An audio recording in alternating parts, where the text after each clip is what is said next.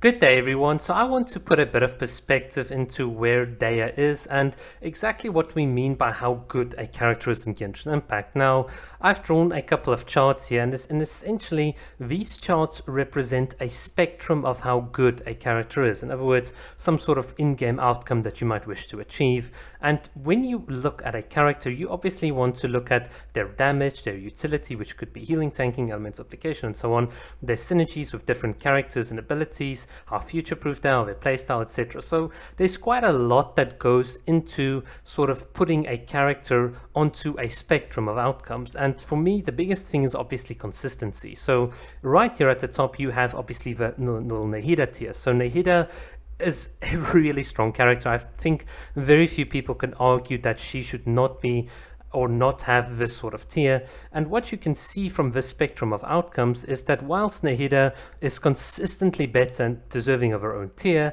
there could still be outcomes or situations where another limited 5-star character can be better than her in a team. So a trivial example here would be in a dedicated freeze team. You don't really want to have like Nahida. Other limited 5-star characters would provide you with better outcomes, just as a bit of an example. But overall, consistently with what she enables, she's got her own tier, and this is exactly what you can expect from the blue tier as well, or the expected limited 5-star characters. In this tier, there is still a wide range of outcomes. Some characters will be a bit more consistent and better in more situations than others, but there is a range of outcomes that you would expect, and very naturally you expect the standard banner characters to sort of like fall below this tier. And on average, yes, some of them can creep into the expected limited 5-star tier. There's a range of outcomes here that I think we need to be like aware of. So where does Dehya fit in? I think she fits in the standard banner tier.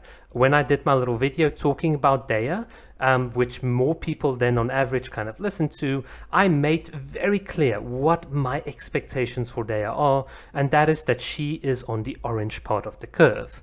So now when you go to another video where less people than what you would expect listen to what I've actually had to say, where we talked about Dehya and do posting, you now realize that a lot of people are putting Dehya into this red tier. And in my video, I said that the difference between saying Dehya is here in red and Dehya is here in orange is what I call the liar's gap. I think you are lying if you are trying to sell me the fact that Dehya should be in this tier, precisely because you don't know how to evaluate a character, you don't understand what the practical standards are, and you haven't playtested her sufficiently enough. So let me give you an example. A team like Sukokumon consists of Fischl, Kokomi, Sucrose, and Xiangling. If you take out Xiangling, you get a pretty box standard little taser team. The very fact that you add Xiangling completely changes the dynamic of the team, how you should play it. There's entirely different, the entire flavor of the dish has now been like spiced up in a very, very different way. And I don't think, knowing what I know about the average Genshin Impact player, that you have enough knowledge to truly tell me that with all of the range of teams that you can get in the game, that Dehya would be so consistently bad that she would have to be in this little doom posting tier.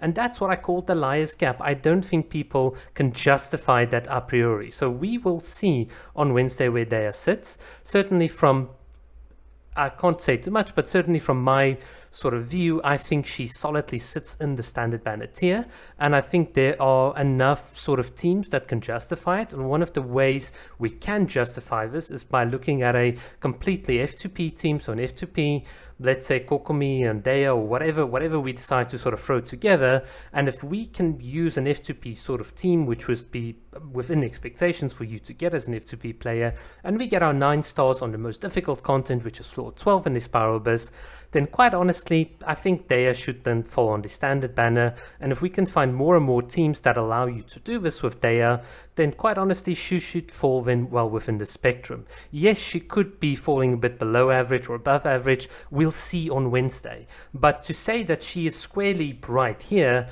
that is very disingenuous, and I think that is where people kind of miss the point that I wanted to make. So for the 30% of you that are still left over here, yeah, I think Dehya is just going to be with what we expect.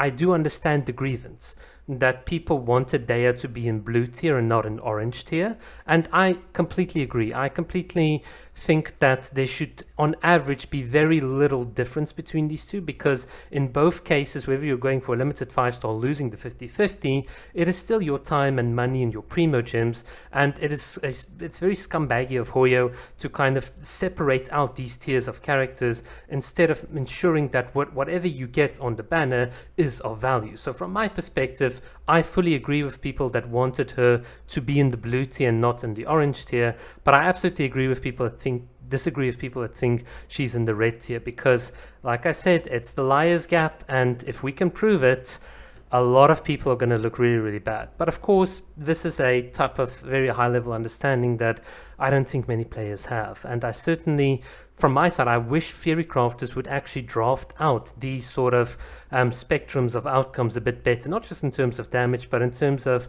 all of these little things that we've got here at the bottom. Because this is how you should really start understanding and positioning characters.